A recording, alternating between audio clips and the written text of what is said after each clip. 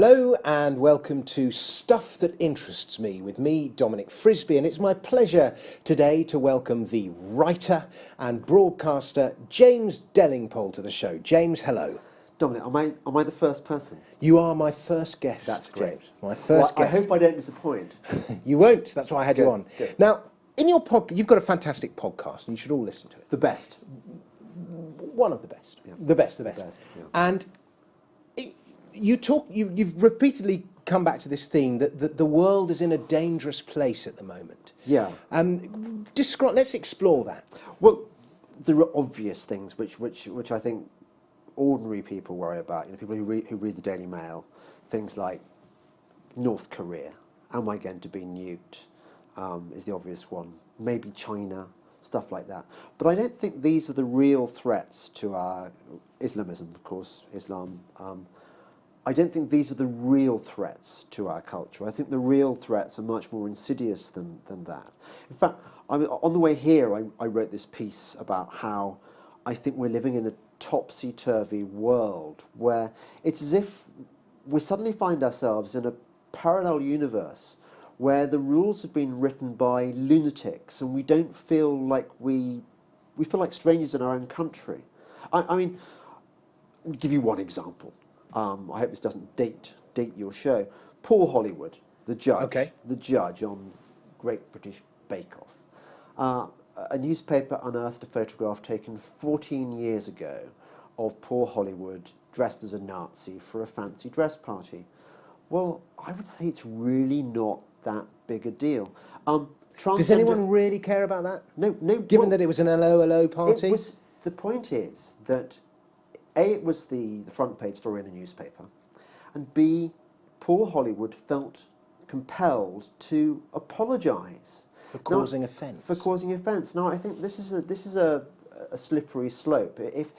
I think if we want to talk politics for a moment, this comes back to cultural Marxism. I don't want to go down that particular rabbit hole too far, but I think that, for want of a better term, the cultural left is on a mission to make ordinary people tread on eggshells about what they say and do and feel uncomfortable about expressing themselves. It's all ultimately about power. If you don't know whether or not it is safe to dress up in a particular costume to go to a fancy dress party, already these dark forces I was talking about are winning. Yeah, I left university in the early 1990s. And I left university sort of vaguely left-wing, but not really caring. I didn't go through that phase. But I didn't really care that much about politics. I just sort of thought that left-wing was sort of what people were. And, you know, my dad was very left-wing.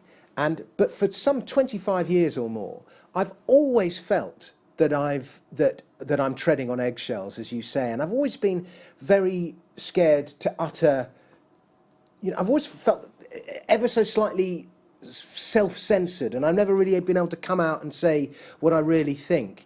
And is that a kind of microcosm of what's been going on in the whole world? I'll give you another example of what I'm thinking of. When you and I were at university, we were kind of scared about the police for the right reasons. They might nick us for smoking drugs. They might nick us for driving our cars too fast. They might nick us for being drunk and disorderly. But that was the police doing their job. The police's job is to keep order. Now you've got a police where, for example, Surrey Police has a sergeant who is head of diversity and transgender inclusion or some such ridiculous title, where he's sitting on Twitter tweeting out that he finds it offensive that Tampaxes are stored in a section at supermarkets marked feminine hygiene because this discriminates against those men who might want to use Tampax. Now, we laugh about this, but hang on a second, this guy is on our payroll because ultimately we pay for the police.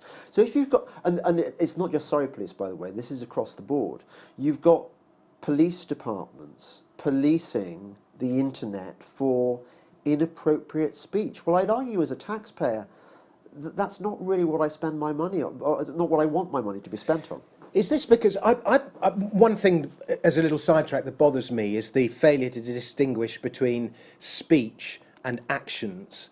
and sometimes actions that are considerably worse than an idea uttered are penalised as though they're the same thing. This is a new development. It has happened in our lifetime, that metaphor has become, or simile, has become equated with actual deeds. So in other words, people on the left, social justice warriors they're called, now think that an offensive statement is the equivalent of physical violence. And it reached an absurd level the other day. There was a Labour MP who wrote a piece in The Guardian suggesting that racism is worse than rape. And this was in the context of the gang rapes, the grooming and gang rapes of girls in places like Rotherham. And this Labour MP was arguing that it was quite wrong to point out the ethnicity and religion of the gangs involved, that the racism thereby expressed was actually worse than underage girls being groomed and violated by these men. Now, I'd argue... So words are worse than deeds? Words are worse than deeds, or even thoughts are worse than deeds, because racism, after all, is just an ism. It's just a thing. It's not a kind of physical deed. I mean, what's bugged me about the term racism is it's so catch-all. I mean, so a flippant comment can be made by somebody, and that person is tarred with that racist brush for the rest of his life.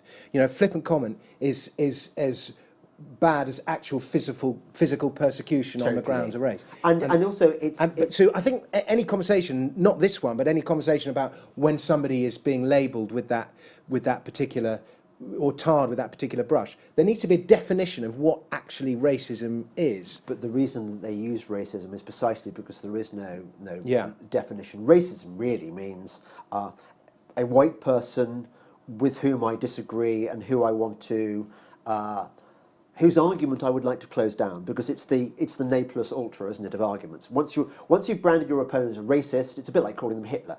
They don't have a right to reply. They shouldn't be heard. And by the way, another thing... Interestingly, by the way... go on, you go first. Here we are, you and I, having a reasonable conversation about politics. I don't think we've expressed any viewpoints which are extreme or are indefensible. And yet, increasingly I found, certainly in the last 10 years, the number of people on the other side of the argument who want to brand me as far-right, Nazi, extremist, just for doing basic things like defending freedom of speech, defending the right of girls in northern England and other parts of the country not to be groomed and raped by gangs. These seem to be very reasonable positions, but I find it frightening the way that even quite nuanced conservative opinion nowadays is branded far-right, extreme right. Let me tell you a thing that's coming. Yeah. Free trade and free market, the basic premise of those ideas was that one person A could transact with person B without the involvement of anyone else. And it's basically an anarchic ideal. And somehow, it works.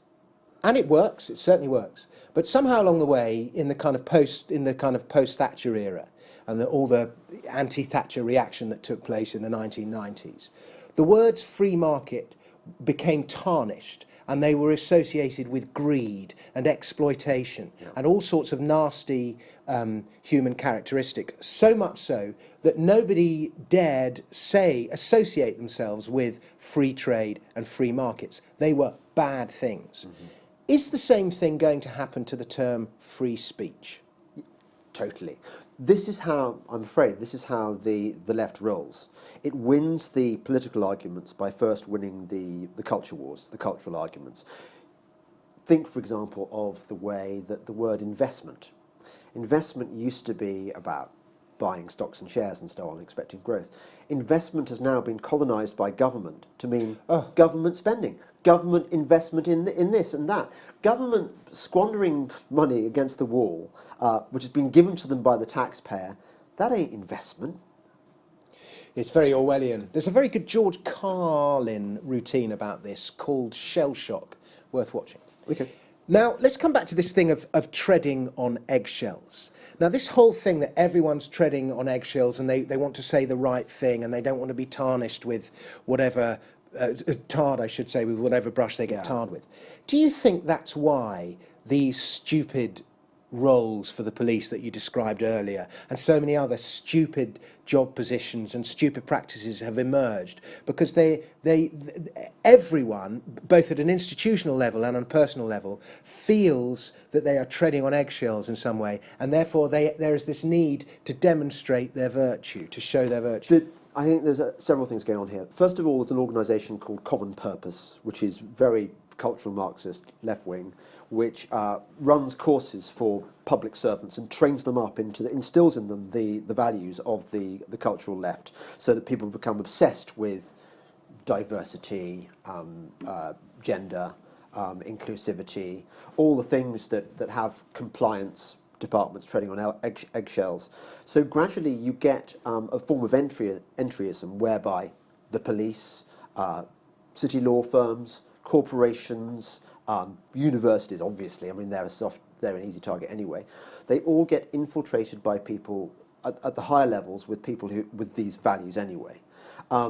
Secondly, I think that the internet has made it much, much easier for minority pressure groups to give the impression that they're much more representative of the general view than they actually are, so that they can gather together like-minded people very, very quickly and launch insta-protests and mob companies.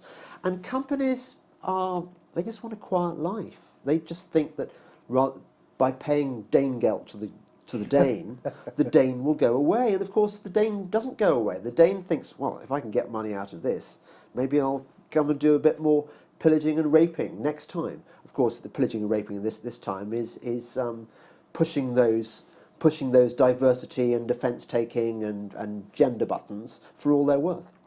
Let me dangle in front of you a carrot of hope. Yeah. I think in the 90s, with the rise of the alternative comics and the post-Thatcherite era and so on, the left won the cultural war. I think it's fair to say that. You may not agree with that interpretation. Do you agree with that interpretation? I think, rightly or wrongly, they won it. No, I think it's got worse. And I think sure. they weren't some key. But yeah. Well, I think the left have owned the culture for a very long time. They won at least as far back as the 1960s, I'd say. Okay, the libertarian. Now I see it more as a battle between authoritarian and libertarian rather than left and right. You know, you've got that square, and the authoritarian left is going to lose the war. So for example, let me just demonstrate this. Time and time again, you see exchanges on social media, on Twitter and so on, in which the libertarian argument always seems to win the exchange. You know why? Because they're right. The left can't do memes. It's a note of hope, to go with your note of hope. I talk to some of the kids occasionally. And what I find is that the brightest and best are all, they call themselves ANCAPs, anarcho-capitalists, which I think is the current term for libertarians, classical liberals, whatever. They all love Jacob Rees-Mogg, obviously, but they're all really good with memes. And memes are I think, we fuddy-duddy oldsters don't really understand memes, and that's the whole point. But for the kids, they are the way of subverting the system, of commenting on this stultifying political culture we inhabit right now, that there are things you can't say. Like, for example, what's their response to the culture where Paul Hollywood can't dress up as a Nazi? Why, it's Pepe the Frog, and it's Keck, and it's memes with Pepe the Frog with a Donald Trump hairdo driving the Trump train forward, and it's bad taste jokes that you're not allowed to make, but they make them anyway to show that they're free. Well, this is the point: is that the free argument and the purpose of comedy is to undermine pomposity, And that same dynamic goes from libertarian to authoritarian. The comic argument is the subversive argument. Well, you'd think. Well, it is, because now comedy has been traditionally dominated by the left, and it's become very authoritarian left, as we've said. Yeah. But in Edinburgh this year, I saw very many shows, and I saw about at least 4 shows by so-called political comics. And I sat there and I watched them, and I thought, you are a libertarian and you don't realise it. Well, that's encouraging. And you know, they were more and more the victims of their attack was this kind of were authoritarian left-wing ideological stuff.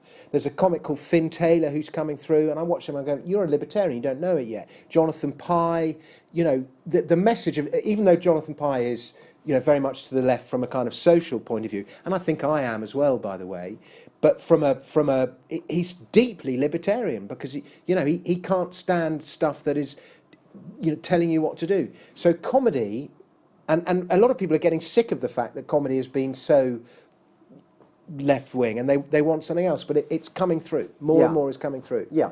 Well, I don't really see how you can be effective comedy if there are areas that you're not allowed to go. Because the whole point about comedy, or one of the whole points about comedy, at least, is that it explores the boundaries of what is acceptable and what is unacceptable. It like we laugh in the face of tragedy and death. The problem with the comedy has, and that it has to get through, is that The BBC. The biggest platform of all is television, and especially the BBC. And the inherent bent of the BBC, inevitably, as it's the state broadcaster, is authoritarian left. I think it's Martin Durkin, I think, says this, that if an alien came down from outer space and observed our planet, he would be gobsmacked that the main broadcaster, I mean, the dominant, almost monopoly broadcaster in Britain, is so far to the left of where its audience are. I mean, where the It's British going to people are. change. It's going to change. The circuit itself, the life of a live comedian, is about as libertarian as existence as you can get. Right. But as soon as you go into telly, that's when you start getting quotas and all that. Look at Frankie Boyle. Frankie Boyle's fantastic. No, he was. Frankie Boyle is not anymore. Frankie Boyle, I witnessed that transformation of Frankie Boyle. He was absolutely, he just went to places that appalled you and horrified you. His sort of Queen Mother joke, he jokes about Jordan's disabled child. And you thought, yeah, but at least somebody's doing what comics are supposed to do. Then he reinvented himself. He reinvented himself and made himself BBC friendly, and it's not a pretty sight. Well, I haven't seen any of his stuff on the telly, and I follow him on Twitter, and he makes me laugh a great deal. So at this stage, from what I've seen, I'm going to defend Frankie. Yeah. But and what's happened in this past, there are many comics who have libertarian sympathies, but anyone who does have those sympathies has just kept their mouth shut about their politics. Oh, yeah. Because they've realised that in order to get on, you can't afford to vocalise the politics that you have. And then the ones who have been more left-wing have been much more vocal about that. I think there's definitely a shift in the tides, and I'm quite positive from that point of view. Yeah. Well, I think it's the same with Hollywood, of course, that you can't express non-liberal views. But maybe Netflix, I mean, even though Netflix is quite left-wing as well, Netflix might open avenues which sort of stops Hollywood having a monopoly, at least, on the... Well, for sure, the what do you call it, the TV drama, the 50-minute TV drama is replacing the movie as the go-to entertainment of choice. Yeah. But this is what was supposed to happen. This is what people like you and me were writing 10, 15 years ago. We were saying that the internet, the process of disintermediation, meant that we could bypass the traditional seats of authority like the BBC, you know, the barriers to entry are low and so on. But actually what we've seen is the left fighting a counter-offensive through the medium of censorship. You know, Google, YouTube, Facebook, Amazon, they're all censoring voices like mine. They are, and that's worrying how that's happening. Yeah, or what? And given how initially libertarian Google was. Yeah, but don't again, be evil was his But motto. again, all this blockchain and disintermediation stuff, like, for example, all the censorship that's going on YouTube, everyone's just going over to BitChute now, which is a decentralised media platform. I didn't know about this. See, so you just decentralise it, and then it doesn't matter. BitChute. BitChute, People actually using and that's a it, decentralized video sharing platform. and no one controls it. Well, it's decentralized, so no. I mean, it's controlled by the people who start it. And is it doing well? It's doing okay. I mean, it's not YouTube yet. Yeah, It's it's still doing early okay. stage. That's the thing. But it's early stage. I don't think it even existed 6 months ago. Right. Okay. But it will. People will. The internet is such a liberating force that, and ideas will go, and the creative will go where ideas are freest and speech is freest. And so, if there's censorship here, and the capital will follow the ideas. It will all move to where there isn't censorship.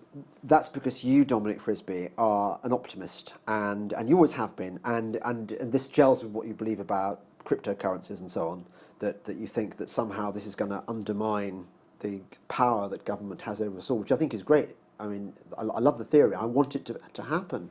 I just think you can never underestimate the desire. Gilbert and Sullivan said this, every girl that is born alive is either a little liberal or else a little conservative. And what they meant by this, maybe the conservative-liberal dichotomy isn't quite the same. You can call it authoritarian-libertarian. There are always people in the world who are control freaks and want to boss around the other part of the world, which is people like us, who just want to be left alone and just get on with their lives and be free. And I don't believe that struggle will ever go away, and I also don't believe that the authoritarian side will give up the struggle just because of Bitcoin, just because of BitChute, whatever it's called. Yeah, they won't, and it's a constant pendulum that's swinging. And they're more evil, don't forget. At the moment, the pendulum is swinging in favour of the free. On that note, we're going to end this interview. James Delingpole, thank you very much. Thanks, Dominic. Why don't you give your Twitter feed and your column and your podcast a great big plug? Yeah, good. Okay, so James Delingpole is my Twitter feed. I do actually have a Facebook page, which people should go to because I've got any followers on that, and most of my stuff goes there. I'm also at Delingpole World. Delingpoleworld.com, you can read all my stuff there, and you can listen to my podcast there. All my podcasts are archived there, and they're awesome. The James Delingpole podcast is terrific, and you should all listen. My name's Dominic Frisby. Thank you very much for listening to the show. Thanks once again to James Delingpole, and we'll be back with new shows in the future, so keep watching.